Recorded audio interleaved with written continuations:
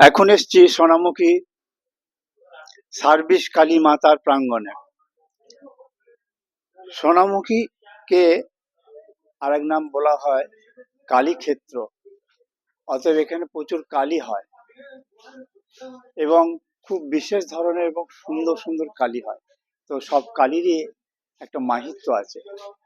তো এখানে সার্ভিস কালী মাতা দেখতে পাচ্ছেন, এখন এনাকে সাজানো হচ্ছে। এই কালীর মাহাত্ম্য হচ্ছে সার্ভিস কালী।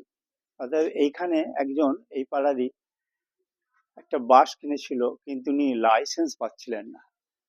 তো এই ঠাকুরকে মানত করার পর তিনি বাস সার্ভিসের লাইসেন্স পান। তো সেই থেকে এই কালীর নাম হয়েছে সার্ভিস কালী।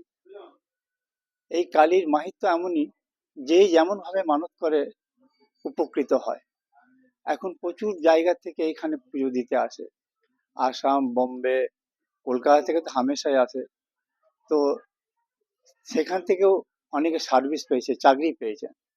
তো এই সার্ভিস কালীর মাহাত্ম্য এমনই। এখানে 4 দিন পুজো হয়।